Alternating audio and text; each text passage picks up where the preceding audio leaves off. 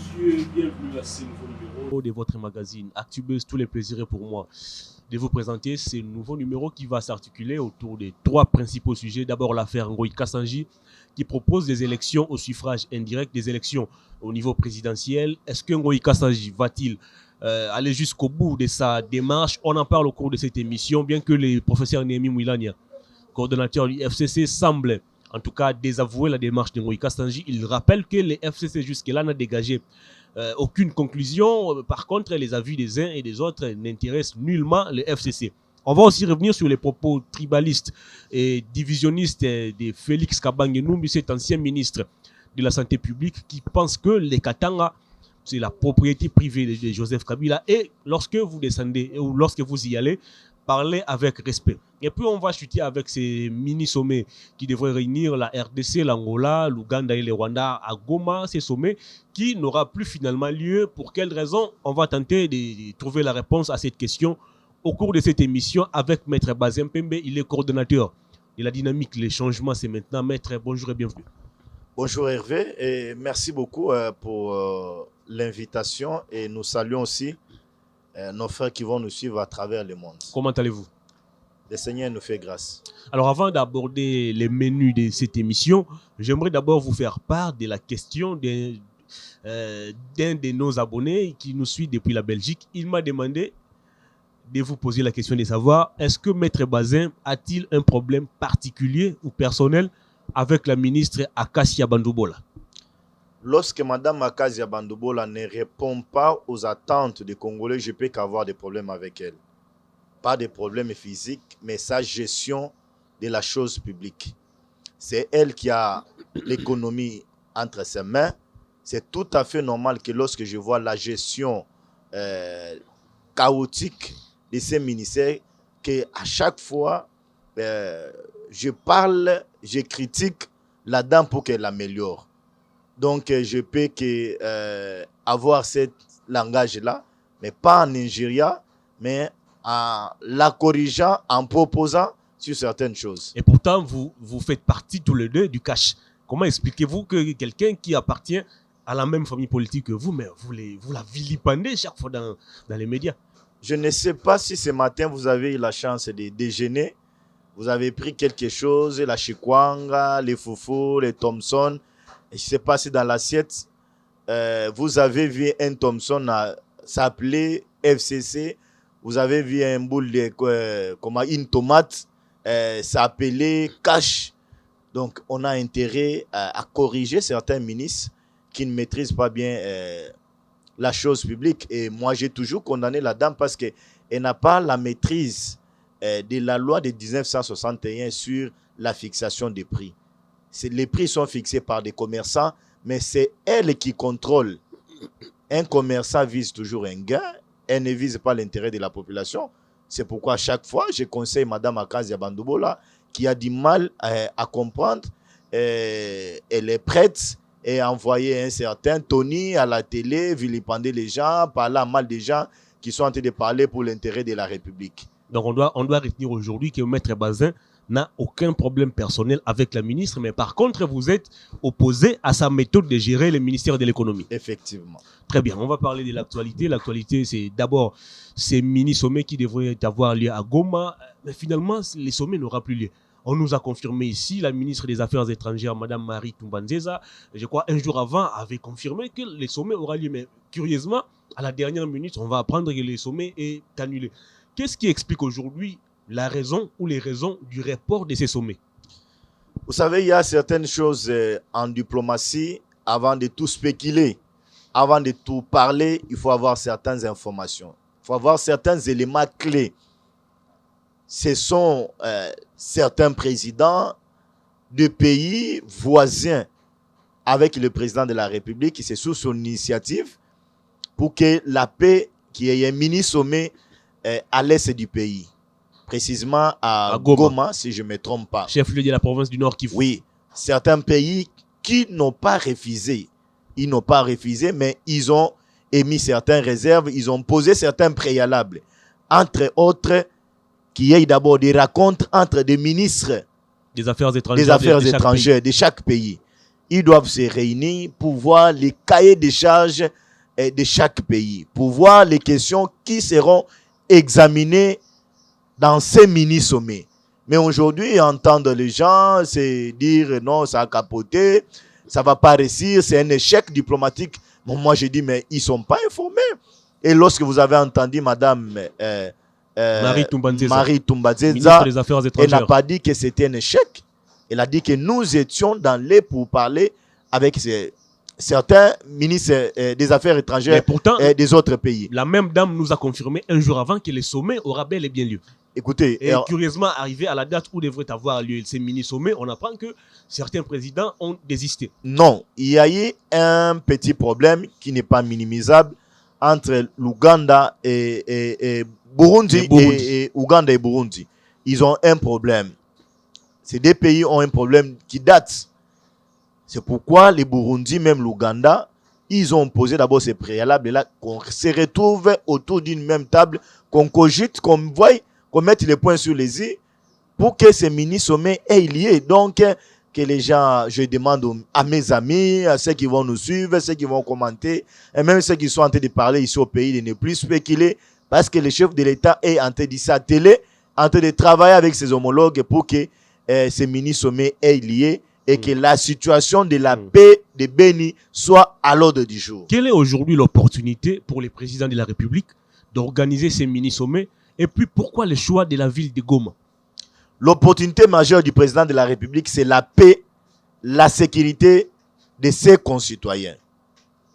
Vous serez d'accord avec moi, même ceux qui vont nous suivre, le président de la République a dit il se battra jusqu'à la moelle épinière pour que la paix revienne à l'est du pays. Et ce qu'il est en train de faire, il y a des couacs, bien sûr, de gauche à droite, mais la volonté est là pour que la paix revienne à l'est du pays. Très bien, on continue toujours de parler de ces mini-sommets. Alors, selon certaines indiscrétions, on apprend que la population du Grand Kivu serait opposée à la venue de Paul Kagame, par exemple, sur les sols kivusiens. Selon cette population, ça c'est selon certaines indiscrétions, ce ne sont pas des informations officielles, la population ne veut pas voir des gens dont les troupes sont reconnus appartenant à leur pays viennent opérer sur les sols congolais, causant des massacres, tuant nos frères. Et voilà pourquoi, voilà aussi l'une des raisons qui a poussé ces différents présidents à désister. C'est-à-dire que quelque part, ils craignaient aussi pour leur sécurité. Non, nous avons intérêt à privilégier, à dynamiser la paix à l'est du pays. Ils peuvent aussi avoir raison, mais ils doivent comprendre que la paix de l'Est peut aussi résulter des négociations, des réunions des mini-sommets pareils avec certains homologues, certains présidents des pays frontaliers de la République démocratique du Congo. Donc nos frères de Béni, moi je comprends les ras-le-bol, mais ils doivent comprendre qu'ils n'ont pas intérêt à saboter ces mini-sommets, ils n'ont pas intérêt à caillasser Paul Kagame comme nous sommes en train d'attendre de gauche à droite, mais ils ont intérêt pour que ces mini-sommets aient lieu, pour que la paix, pour que les programmes, la situation de l'Est soit débattue sans tabou avec la Burundi, Ouganda et nos frères du Rwanda. Est-ce que nos compatriotes du Grand Kivu n'ont-ils pas raison d'exprimer leur ras-le-bol au regard de tout ce qui se passe dans cette partie du pays? Vous avez des troupes rwandaises, burundaises, ougandaises qui viennent opérer sur notre territoire, tuant nos propres Congolais, alors que leurs revendications ne concernent nullement la RDC. Comment vous expliquez cela? Nous avons une armée dans notre pays, nous avons une police, nous avons nos frontières. Nous avons un service de renseignement aussi. Nous avons aussi des services de renseignement. L'armée a pour mission de protéger les frontières, de ne plus céder même 1 centimètre de notre territoire national. Nous pouvons que demander à l'armée de sécuriser les paisibles citoyens. À la police aussi de faire son travail. La police, c'est la paix. La police signifie la paix. Moi, je ne peux pas accepter, Hervé, que je vienne dans ces plateaux de télévision vous dire qu'à Béni, on n'est pas en train de tuer. Effectivement, on continue à tuer. Mais justement, c'est ce qui explique aujourd'hui la colère de nos frères du Grand Kivu, disons. Comment des troupes qui sont réputées rwandaises peuvent venir opérer sur notre territoire, tuant nos frères congolais, et nous aussi voir les présidents rwandais venir dans, dans notre pays pour un soi-disant mini-sommet. Ce n'est pas sous la colère que nous pouvons régler certaines choses. Ce n'est pas sous la colère que nous allons cesser la guerre dans notre pays. Ce n'est pas sous la colère, sous les émotions que nous allons chasser certains qui veulent parler avec nous la question de la paix, de la sécurité à l'est du pays. Sinon, nous allons mal agir. Moi, je peux que temporiser, demander à nos frères d'attendre, de forcer la main du président de la République pour que ce mini-sommet ait lieu. Que le président multiplie la diplomatie, qui multiplie les stratégies, qui multiplie les contacts et que sa bonne foi soit toujours grandiose pour que la paix revienne à l'est du pays. En quoi ce mini-sommet peut-il apporter des solutions aux problèmes sécuritaires qui touchent les Kivu, les Kivu, disons? Hervé, il y a une fois là, lorsque vous m'avez reçu, je vous ai dit, effectivement, on peut gagner la guerre. À travers la diplomatie. À travers la diplomatie, on peut gagner la guerre par des armes, la force des troupes sur le terrain, mais la diplomatie aussi, c'est un élément majeur dans la négociation, dans certaines situations de guerre. Avec les Kabeni, nous avons l'armée sur le terrain.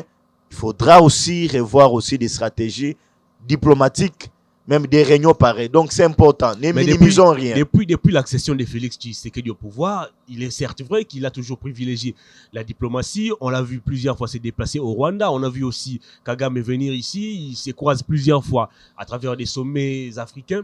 Mais jusqu'à ce jour, les problèmes sécuritaires à l'est de notre pays ne trouvent toujours pas de solution. Est-ce qu'on doit continuer à aller des négociations en négociations ou on doit aussi par moment privilégier aussi la force? Non, vous n'allez pas déroger à certaines choses, même à certaines valeurs ou bien à certains acquis que Félix a amené depuis qu'il est au pouvoir. Je peux vous rappeler un événement que nous avons tous salué, les limogeages de la bastion du M23. C'est avec Félix aujourd'hui qu'il y a des négociations avec la milice Codeco. Ils sont en train d'y travailler. À bientôt, là, ils vont quitter la forêt.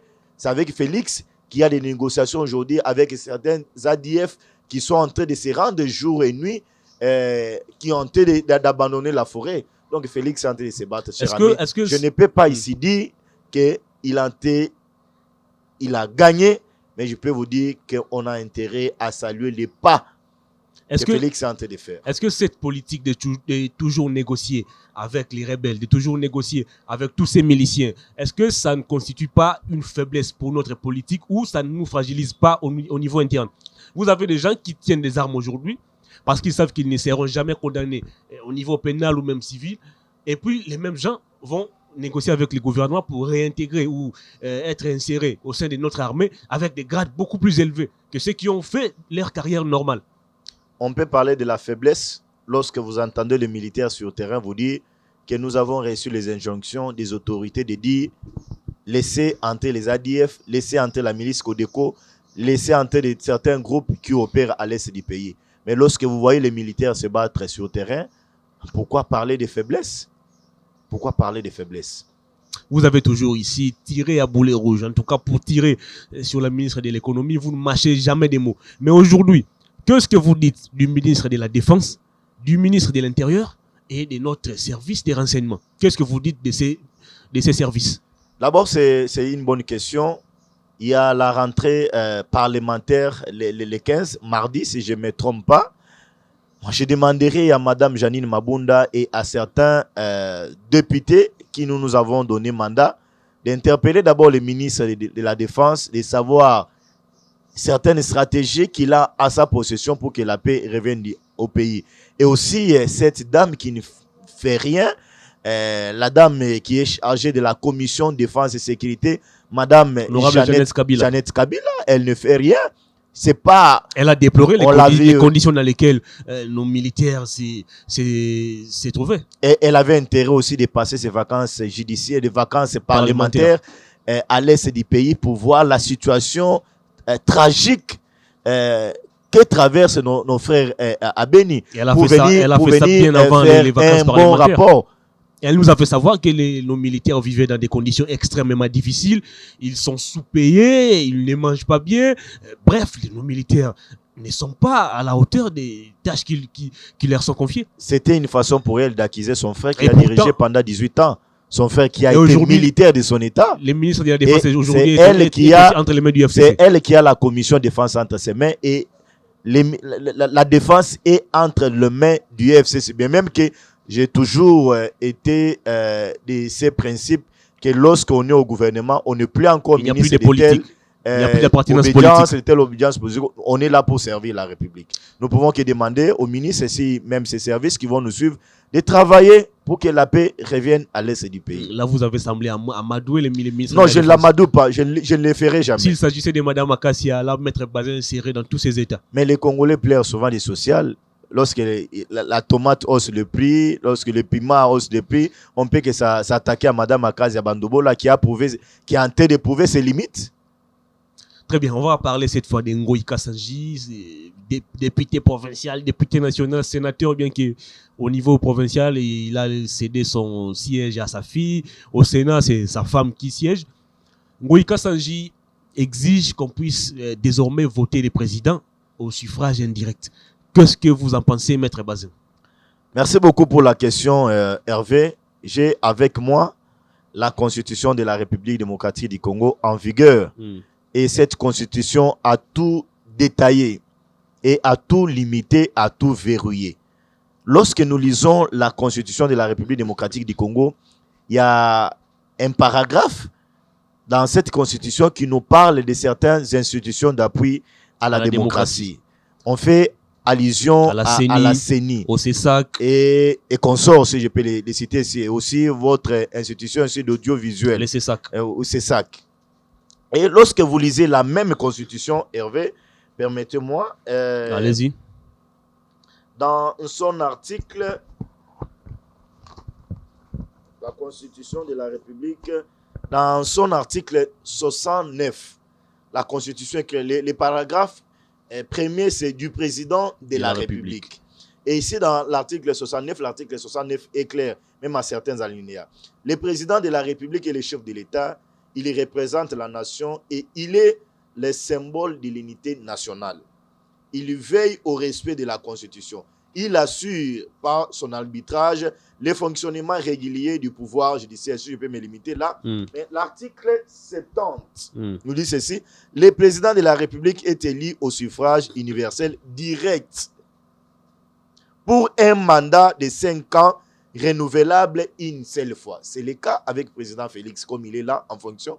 Il a un mandat renouvelable. Une seule fois. Une seule fois. Et à la fin de son mandat, le président de la République reste en fonction. Bon, ce n'est pas important. Mais lorsque vous lisez la Constitution nous donne le mode de scrutin. Le président de la République est élu au suffrage direct. Il est élu au suffrage direct. C'est-à-dire que c'est la population qui vote le président de la République. C'est la population qui vote le président de la République. D'abord, cette disposition donne la légitimité au président de la République. Donne un pouvoir au président de la République. Cette disposition sécurise même le président de la République pour sa destitution. Si vous voulez le destituer, il faut passer par un référendum, demander l'avis de la population. Et on ne se limite pas là. Nous avons aussi les députés dans notre pays. Toujours dans cette constitution, les députés, nous avons d'abord le Sénat. On fait allusion à l'article 104. Les sénateurs sont votés par les suffrages universels indirects. C'est-à-dire les sénateurs ainsi que les gouverneurs. Ils sont votés par les députés provinciaux qui sont votés par les suffrages universels directs. Donc les sénateurs sont les élus des élus. Les sénateurs sont les élus des élus. Donc, si nous voulons réfléchir, ils sont votés par les grands électeurs. Un peu comme aux États-Unis. Un peu comme aux États-Unis.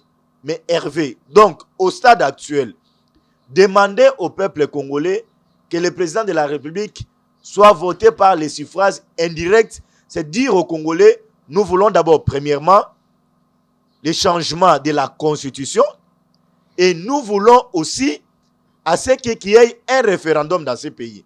Alors que lorsque vous lisez l'article 220 de notre Constitution, c'est une disposition verrouillée.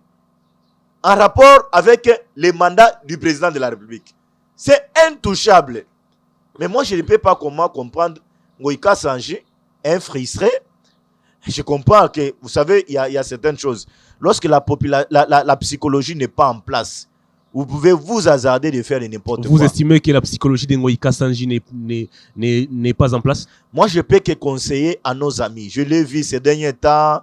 Avec l'affaire qui l'oppose à Mokia. D'abord, il est devenu trop mobinote, si je peux le dire ainsi. Il est dans tout le temps dans les réseaux sociaux, il communique, il est dans tout le temps dans les médias, en train de communiquer, de ne pas prendre au sérieux la communication. Alors, il y a une question qui taraude un peu mon esprit, Maître Bazin.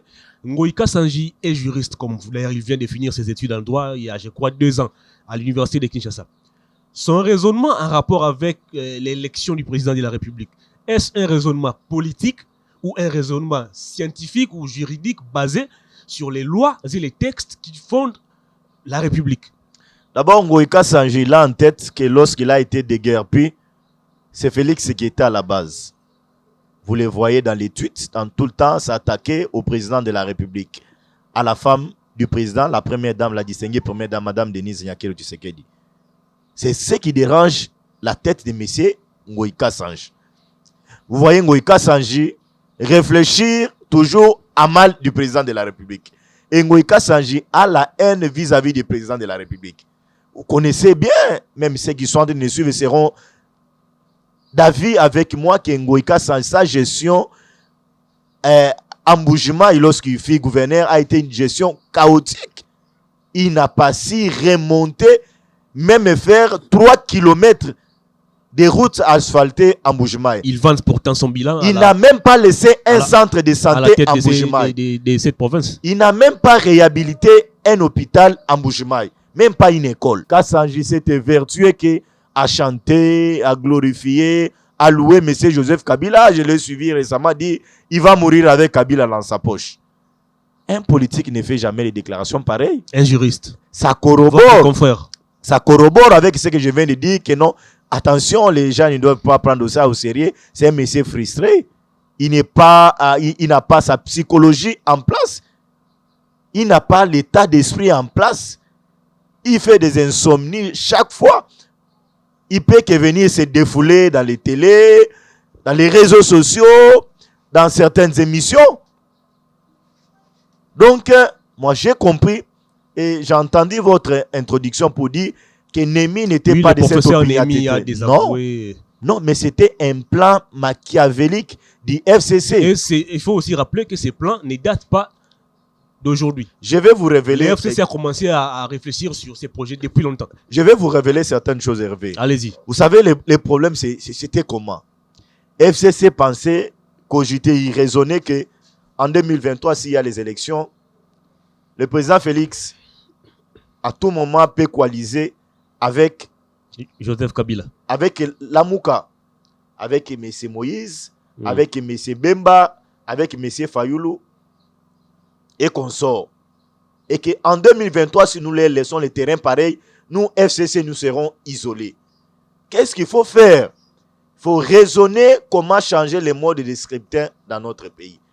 C'est pourquoi dans les laboratoires machiavéliques, sataniques, ils ont réfléchi, ils ont dit oui, il faut changer de stratégie cette fois-ci, ravir au peuple leurs droits les plus légitimes, remettre ces droits entre les mains des députés. Vous savez que nous avons eu les élections dans ces pays des sénateurs. Tous nous avons décrié. Des élections émaillées de corruption. Jusqu'à la moelle épinière. Le président a même suspendu l'installation du Sénat. Certains sénateurs en fonction sont là qui ont comme sous-bassement la corruption. Ils savent, ils n'ont même pas le courage là de regarder les députés qu'ils ont corrompus. Parce qu'ils savent qu'ils sont là par la volonté de ces députés qui ont été surdoyés, qui ont bouffé. FCC a compris qu'il faut changer la carte. Est-ce qu'avec la jeune démocratie que nous avons ici en République démocratique du Congo, avec cette histoire d'illégitimité, le président illégitime, la vérité des urnes, si nous retournons encore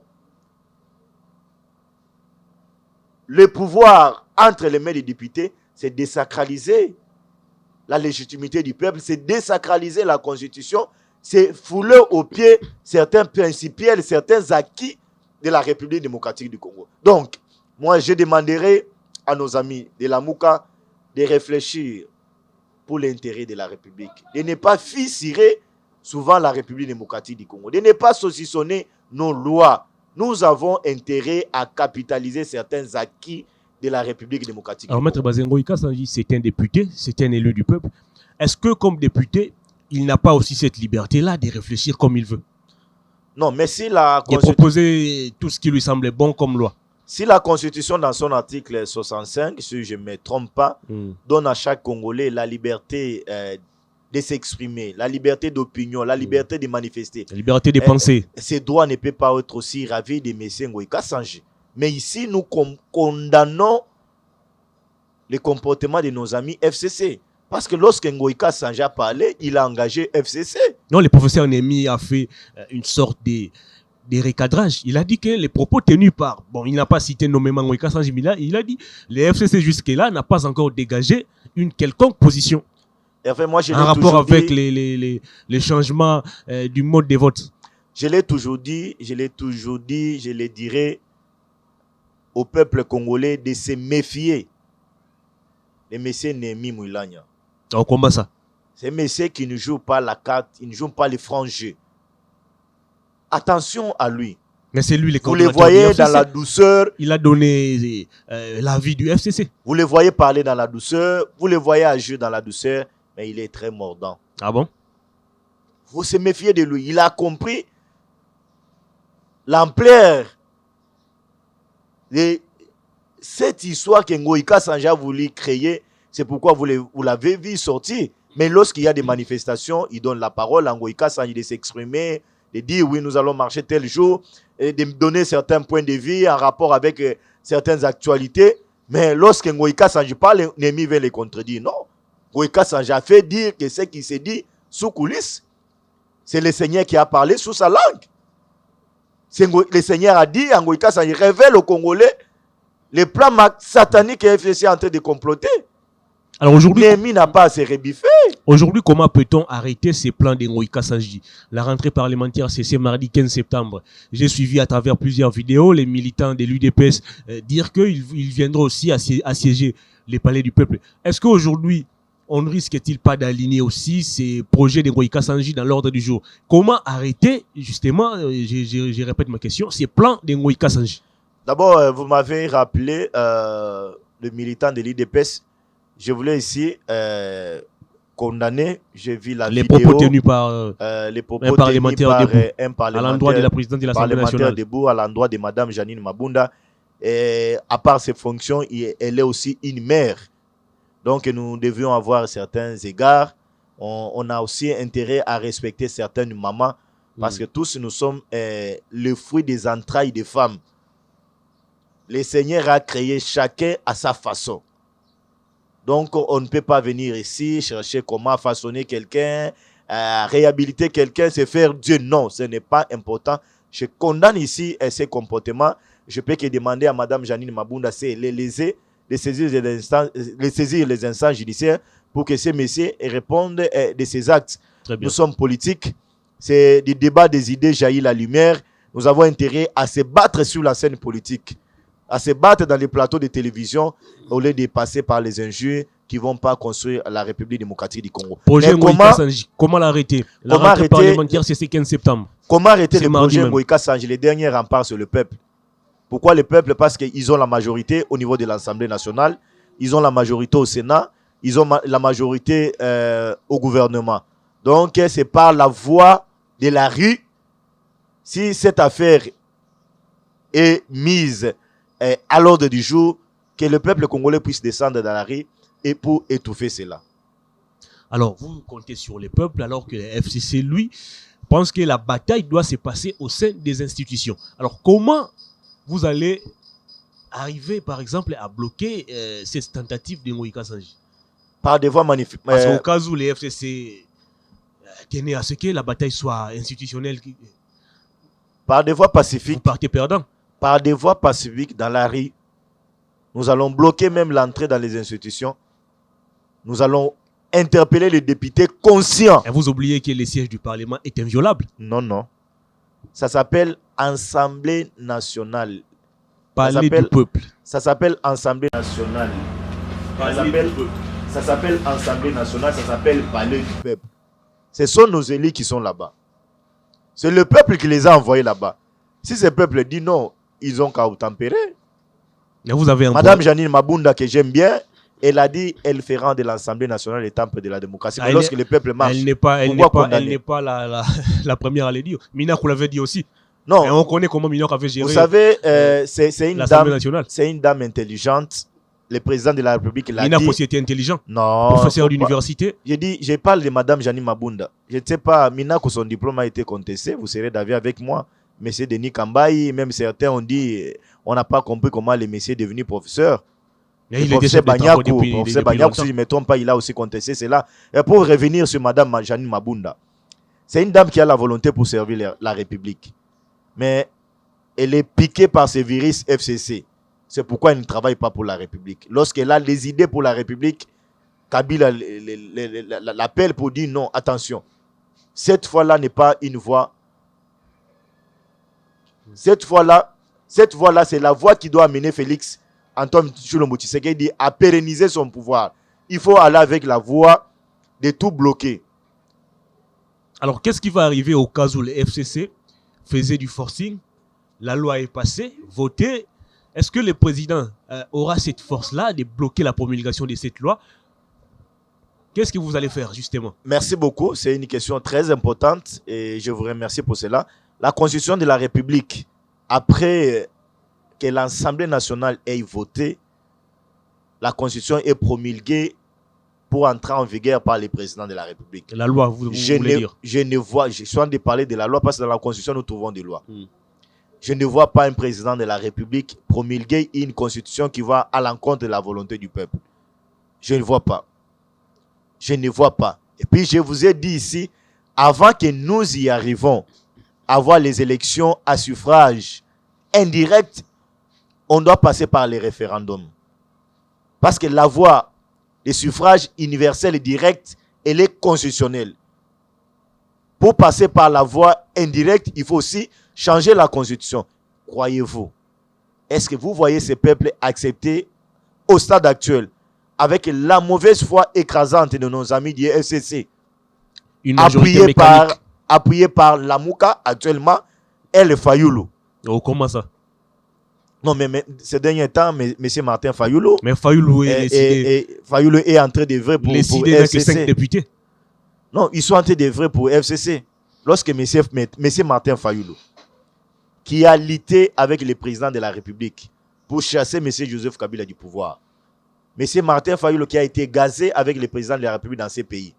Il a même eu une tête. M. Martin Fayoulou qui a reçu une balle dans la tête, dans une marche où tous nous étions là.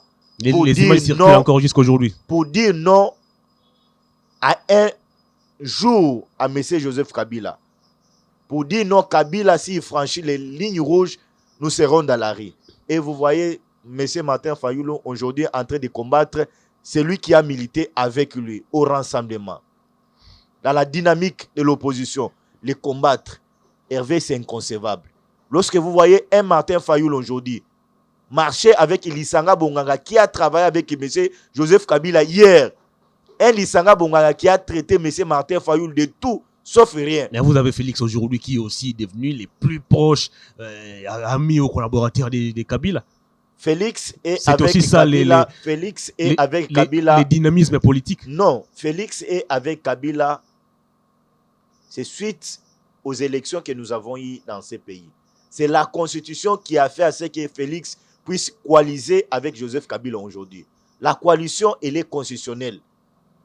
On n'avait pas d'autre mécanisme que de coaliser avec M. Joseph Kabila pour faire chemin avec lui. Je vais vous donner encore certains éléments. Pour voir que nous ne caressons pas Kabila. Lorsque Kabila n'est pas dans les bonnes voies, il n'est pas dans la logique, il n'est pas dans les chemins, les peuples d'abord, on s'oppose à lui. On dit à Kabila, attention, tu es en train de déraper. Très bien. Alors, une dernière question pour clore les dossiers Ngoï Kassanji. Les députés nationaux ou l'honorable Ngoï Kassanji estiment que les élections ou les coûts pour organiser les élections coûtent énormément à la République. D'où pour alléger cette dépense, on doit aller au suffrage indirect. Est-ce qu'il n'a pas raison de réfléchir dans ce sens? Les élections en République démocratique du Congo sont organisées par la volonté du peuple, c'est-à-dire c'est le peuple congolais qui finance ces élections. Mais ça nous coûte beaucoup. Avec certains bailleurs. En 2018, pratiquement 1 milliard. Vous êtes un journaliste avéré d'investigation. Prenez vos micro-baladeurs, descendez dans la rue, posez la question au peuple. Est-ce que vous voulez les élections à suffrage direct ou bien suffrage indirect? Le peuple vous donnera la réponse. Posez la question au peuple. Est-ce que vous êtes fatigué de payer les impôts pour qu'il y ait les élections dans ces pays? Ils vous donneront une réponse. Ils seront de mon avis. Ils sont prêts à contribuer pour que les élections aient dans ces pays. Mais pourquoi ravir ces droits au peuple congolais qui paye ses impôts aisément? Très bien, on va conclure cette émission avec ces derniers thèmes. Ce n'est même pas un thème. Plutôt les propos de Félix Kabange Numbi, ancien ministre de la Santé, actuellement député national, qui pense que Joseph Kabila, plutôt les Katanga, c'est une propriété privée de Joseph Kabila. C'est-à-dire que chaque personne qui va aller au Katanga pour tenir un meeting doit respecter avant tout Joseph Kabila. Tu ne peux pas aller au Katanga et puis critiquer Joseph Kabila. Comment vous analysez aujourd'hui les propos de Félix Kabange Numbi? Est-ce que ce sont des propos qui vont dans le sens de rassembler l'unité nationale ou ce sont des propos qui divisent davantage les Congolais? Je l'ai dit dans une émission que Mme Janine Mabunda doit interpeller. Même FCC doit interpeller M. Kabange Numbi, honorable de son État, que nous respectons. Moi, je ne peux pas comprendre que nous avons un État. Nous avons une souveraineté nationale dans ces pays. Nous avons l'article 30. Nous avons l'article 31. Nous avons l'article 13. Et nous avons aussi les préambules. Ce sont les dispositions qui parlent de la discrimination, qui parlent du tribalisme, qui parlent du népotisme, qui parlent du clientélisme dans notre pays. Je ne peux pas comprendre qu'un député national, ancien ministre de la Santé, un ministre aussi des Affaires foncières, oui, voilà, qui s'égare ses vertus dans la bassesse, qui se lance dans une polémique incroyable et inacceptable. C'est pour faire plaisir à Kabila Joseph ou c'est quoi ça? Hervé, nous avons une république. Le Congo a une cartographie. Nous avons les frontières. La République démocratique du Congo a un certificat avec ce superficie. Mais vous ne le verrez nulle part dans les certificats de la République démocratique du Congo faire mention de M. Joseph Kabila Kabange. Mais on reconnaît Kabila comme le président qui a agi au nom et pour le compte des Congolais dans ces pays. Moi, je ne peux pas me comprendre que Kabange Numbi quitte Kinshasa pour aller à Kasumbalé se dire que Oye Ali Mabele, il y a Joseph Kabila Kabange. Mabele, il y a Kabila. Ce qu'on a respecté.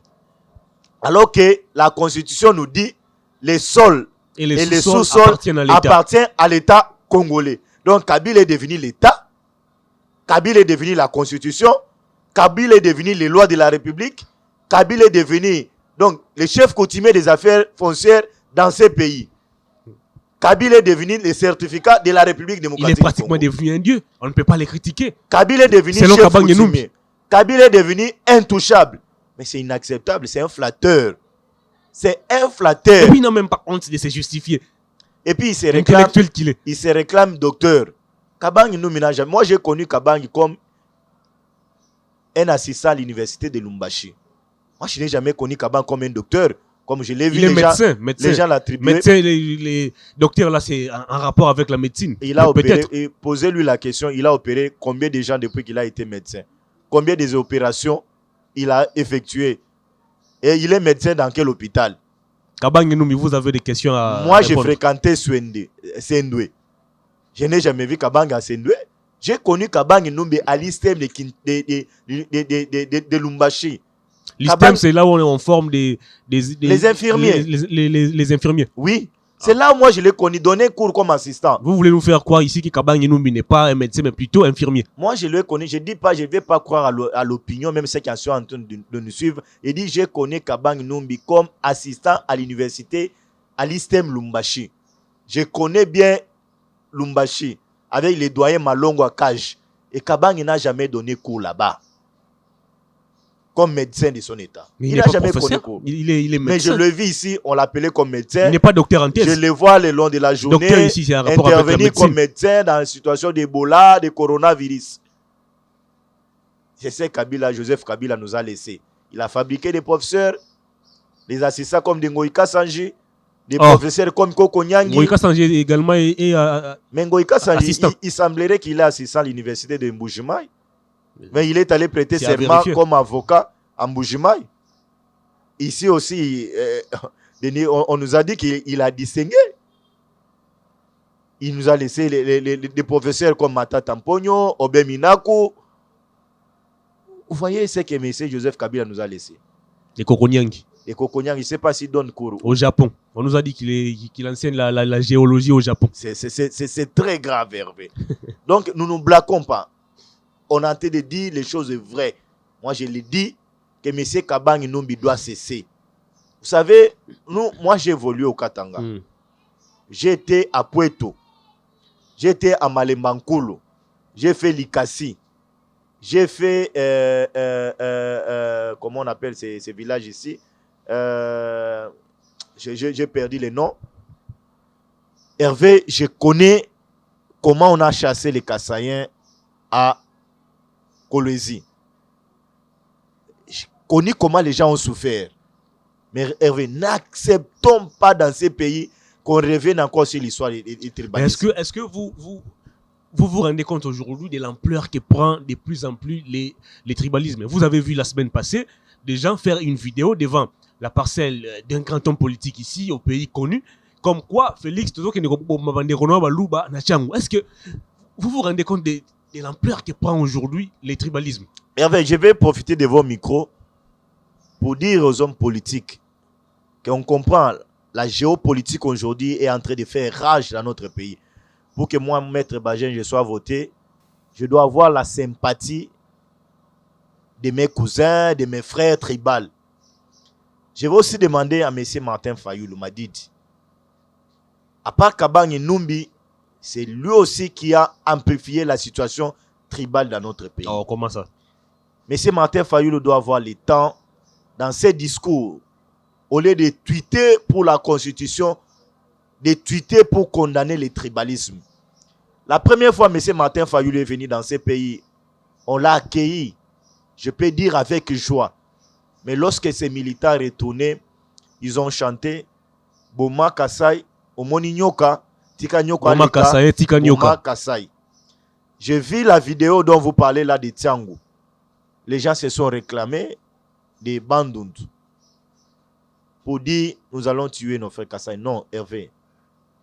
Vous êtes là. Est-ce qu'on se rend compte de l'ampleur et du danger qui prend de plus en plus les tribalismes? Vous êtes là, vous ne pouvez pas être mon frère. Mais lorsqu'il y a une question d'actualité, vous me faites appel, vous n'hésitez pas. Vous avez votre chaîne ici, Congo Base. Bosembe est Mongo. Il est Mongo. Mais Bosembe aujourd'hui, lorsqu'il donne certains points de vue, il est d'accord avec les actions de Félix, on les qualifie de tout. Parce qu'il soutient les valeurs. On l'appelle même Chisembe. Ce n'est plus Bosembe. On l'appelle désormais Chisembe. Vous voyez comment les Congolais sont. Mais Bosembe dans ces plateaux, Bosembe dans ces plateaux reçoit la Mouka, reçoit UDPS, Cash, reçoit FCC. Il n'a pas de tendance, il n'a pas de couleur politique. Mon cher, benga mutu oyo moni que non azam mayele pona ya défendre la République. Ko benga mutu te pas au moni que non ampangi azaboye non, tribalisme futarati. Comme vous êtes là na Congo Base awa, ce que vous méritez aux amayele, ba pesa au grade ya directeur technique parce que aux amayele. So aux amayele était, ba moni to ya amayele était spécialité na yeza ko kombola, ba pesa komboli. Baba jaroma directeur technique à la tête. Bitumana au moins makasi. Donc méritocratie ne faut esengele ça là.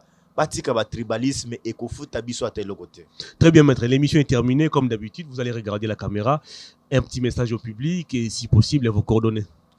Merci beaucoup. Je sais qu'il y a certains qui ne vont pas digérer ce que j'ai dit. Mais je vais leur demander de me suivre jusqu'à la fin. Et de condamner, là moi je n'ai pas condamné. Condamnons le tribalisme. Dans toutes ses formes. Dans toutes ses formes, dans toutes ses facettes. Je vais vous donner un exemple pour finir. Je pense que ceux qui sont en Europe seront d'accord avec moi. Soko ke na poto. Okoyeba ko disenge mungala te, muluba te, moyebandundu te. Ozo mona mungala azo ki ne pa muto abandundu azo lia. Mungala azo ki ne pa muto kasai azo lia. Mungala azo kende partout et pas moye katanga azali kolia. Mais pour nini bana poto ba yongo balingaka ko diviser biso en ce qui concerne le tribalisme. Bino pe bana poto ozala ka ba responsable. Ba diviser bino. Bangonde bazo sala ba vidéo kuna. D'abord ba politicien. D'abord ba politicien ba bandi ba na diviser ba. So aussi même formation gouvernement quand on parle non on doit tenir compte de l'aspect géopolitique. C'est déjà une sorte il y a tribalisme un peu. Oui, ça quand on voit province va se réunir, non, nous sommes opposés à la formation de ces gouvernements. C'était aussi une sorte de tribalisme. On a commencé par condamner ça. Pourquoi on doit toujours tenir compte de l'aspect géopolitique quand on forme les gouvernements? Tu verras peut-être les Bangala faire une déclaration. Non, nous les ressortissants de Bangala, précisément dans les territoires X. Et on laisse passer ça dans les médias. Et puis, est-ce que moi vraiment, le lendemain, je vais demander au procureur, très bien, donnez votre numéro, Maître Bazin, l'émission est terminée. Mon numéro, c'est connu, plus c'est 243 9 97 37 51 52. Bobenga répété. C'est ça le problème, pas na poto. Maître Bazin, merci de votre passage. Fin de cette émission qui a connu la participation technique de Badjo. Aussi, je m'en vais vous lancer un seul message. Disons non au tribalisme dans toutes ses formes. Aussi, je vous invite à être un peu tolérant. Lorsque vous n'êtes pas d'accord avec les avis ou les idées de quelqu'un, en lieu et place d'insulter, donnez des contre-idées. Donnez des contre-arguments. N'insultez pas. Ça ne nous avance nullement. L'émission est terminée. Au revoir d'ici là. Portez-vous bien.